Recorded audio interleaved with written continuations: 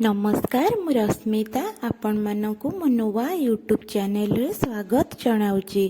चलंतु आज आमे खंगा माछ तरकारी प्रस्तुत करिबा। एही माछ खाइबा पई बहुत टेस्टी लागे। ता पूर्वरु जदि आपण माने मो चैनल रे नुआ अछंती ताहाले मो चैनल को सब्सक्राइब करंतु आ पाखरे थिबा बेल आइकन को दबेई दियंतु। चलतु स्टार्ट करिबा। मु एठारे 500 ग्राम रो खंगा माछ नेइची। ताकू आमे भल भाबे सफा करी धोई दबा। सेथिरे किछि लूण आउ अल्प हळदी गुंड पकाई आमे माछ को भल भाबे गोलाई किछि समय रखिबा। आर पटे गोटे पैन रे आमे सोरिष तेल दबा। सोरिष तेल गरम ହେଲା ପରେ आमे माछ को सेथिरे पकाइबा। माछ को भल भाबे दुई पट साइड आमे भाजी दबा। एपट सेपट करी माछ को आमे भल भाबे भाजी दबा। माछ भजा एबे हमर होई गला।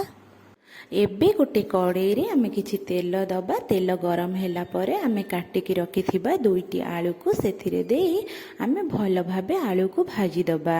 एबे आलू होई गलानी। सेम कड़ाई रे आमे तेल गरम ହେଲା ପରେ गोटे तेज पत्र काटी की रखिथिबा गोटे पियाज को सेथिरे देई आमे भल भाबे पियाज को भाजीबा। पियाज रो कलर चेंज ହେଲା ପରେ आमे पूर्वरु बाटी की रखिथिबा अदा रसुण रो पेस्ट आमे सेथिरे देई भल भाबे गोळाइबा।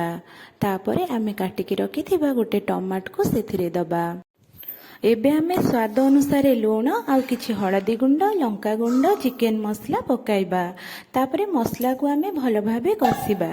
एबे 5 मिनिट पई कवर करिबा। एबे देखंतु मसला हमर बहुत भल भाबे कसी होई गलानी। आमे मझरे मझरे मसला को गोळौथिबा जेपरि कड़ाई रे मसला लागी न जीव। देखंतु मसला को आमे कसी देले भल भाबे।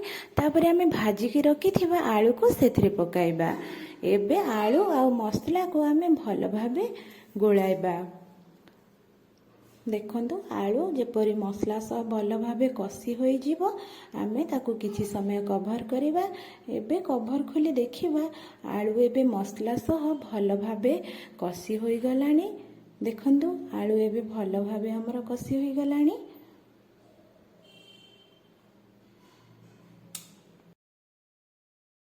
एबे आमे सेथिरे पानी दबा। आपन को जेतिकी झोल पसंद आपण से अनुसार पानी देबे।